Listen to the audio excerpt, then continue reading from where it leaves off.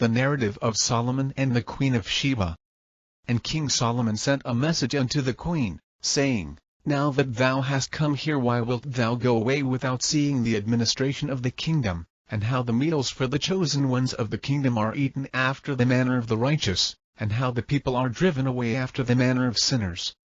From the sight of it thou wouldst acquire wisdom.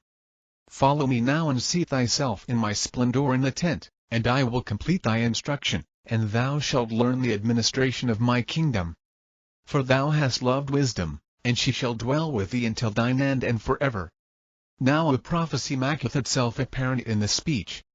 And the queen sent a second message, saying, From being a fool, I have become wise by following thy wisdom, and from being a thing rejected by the God of Israel, I have become a chosen woman because of this faith which is in my heart. And henceforth I will worship no other God except him. And as concerning that which thou sayest, that thou wishest to increase in me wisdom and honor, I will come according to thy desire.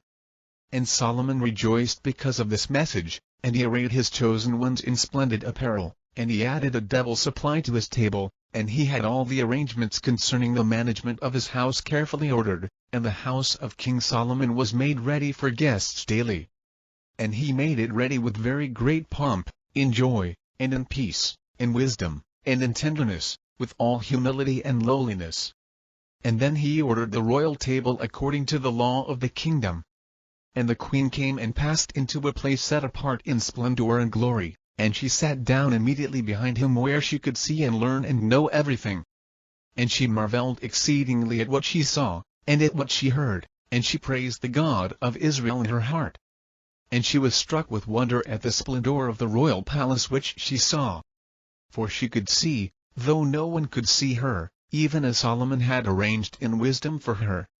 He had beautified the place where she was seated, and had spread over it purple hangings, and laid down carpets, and decorated it with musk moshes, and marbles, and precious stones, and he burned aromatic powders, and sprinkled oil of myrrh and cassia round about, and scattered frankincense and costly incense in all directions. And when they brought her into this abode, the odor thereof was very pleasing to her, and even before she ate the dainty meats therein she was satisfied with the smell of them. And with wise intent Solomon sent to her meats which would make her thirsty, and drinks that were mingled with vinegar, and fish and dishes made with pepper. And this he did, and he gave them to the queen to eat.